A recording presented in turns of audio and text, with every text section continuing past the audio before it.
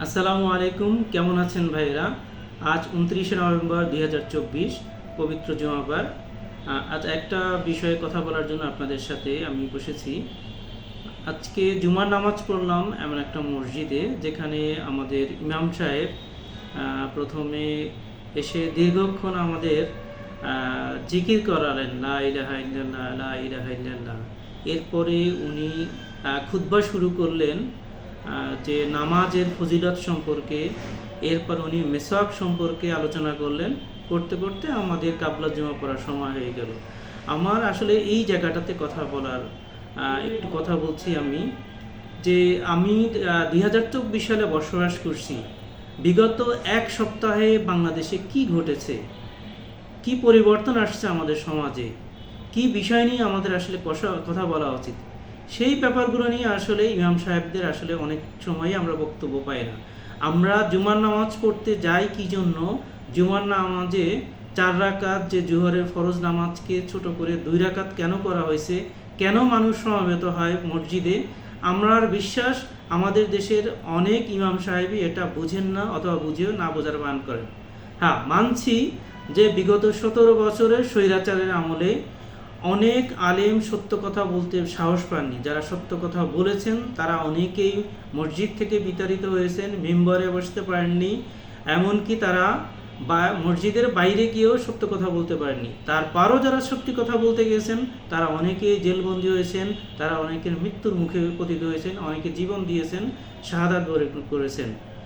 অথচ 5ই আগস্ট 2024-এর পট পরিবর্তনের পরও এই ভয়টা তো নাই।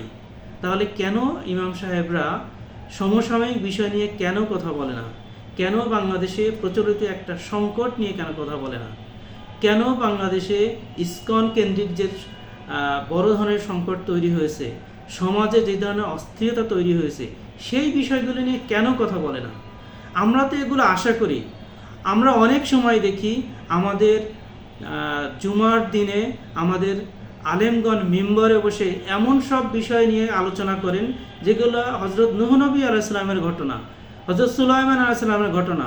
অথচ আমি আজকের দিনে বাস করছি, আমি 2024 সালে বাস করছি, আমরা 2023 সালে কোনো একটা দিনে শুক্রবারের দিনে আসি। এখানে সমসাময়িক অনেক বিষয় আছে। আমি বাদ দিলাম হয়তো রাজনৈতিক কথা বলতে ভয় পায়, অথচ আমাদের অনেক বিষয় আছে যেখানে আমাদের কথা বলা উচিত। আমাদের সুদ, ঘুষ, মানুষকে ঠকানো, অত্যাচার করা, পারস্পরিক সংঘাত, সামাজিক বিশৃঙ্খলা, পারিবারিক বিচ্ছিন্নতা, এই ধরনের অনেক বিষয় আছে যেখানে আমাদের সম্মানিত ইমামগণের নির্দেশনা আমরা আশা করি, তাদের কথা আলোচনা করি।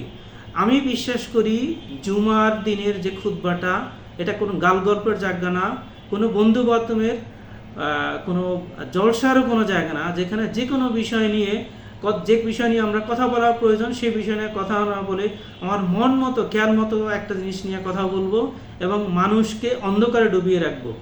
এই ধরনের পরিস্থিতিতে আমাদের আসলে থাকাতে উচিত না। এবং যে ইমামগণ সত্য কথা বলতে সাহস পান না, যাদের সময় জ্ঞান নেই, যারা মানুষকে সচেতন করার প্রয়োজনীয়তা অনুভব করেন না, সেই ইমামগণের সত্যিকার অর্থে এই মেম্বারে বসা উচিত কিনা এটা ভেবে দেখা উচিত। আমরা একটা বড় সংস্কারের ভিতর দিয়ে দেশ চলছে, প্রতিটা জায়গায় আমরা সংস্কার আশা করছি, এই জায়গাটাতেও সংস্কার আশা করছি। প্রিয় মসজিদ কমিটির ভাই বোনেরা, প্রিয় আলেম সমাজ, আপনাদের প্রতি অনুরোধ থাকবো, আপনারা প্লিজ রিভিউ করবেন কারা এখন মেম্বারে বসছেন, কারা আসলে খুতবা দিচ্ছেন, তারা আদৌ খুতবা দেওয়ার যোগ্যতা রাখেন কিনা, তারা আদৌ সত্য কথা বলার সাহস রাখেন কিনা, আদৌ তাদের সময় জ্ঞান আছে কিনা, তাদের সমাজের প্রতি, মানুষের প্রতি মমত্ববোধ আছে কিনা, উম্মার প্রতি কোনো দায়িত্ববোধ আছে কিনা। এই ব্যাপারগুলোর যদি না থাকে তাহলে আমি দৃঢ়ভাবে বিশ্বাস করি এবং আমার বিশ্বাস অনেকেই আছেন আমার সাথে একমত হবেন, এই মানুষগুলোর মসজিদের মেম্বারে বসা উচিত না, তাদের খুতবা আমাদের শোনানো উচিত না জোর করে। আমরা মুসল্লিরা ওনাদের মুখ থেকে সত্য কথা আশা করি, ওনাদের সঠিক নেতৃত্ব কামনা করি। আমরা ওনাদের নেতৃত্বে সমাজে চলতে চাই। ধন্যবাদ। আসসালামু আলাইকুম রহমতুল্লাহ।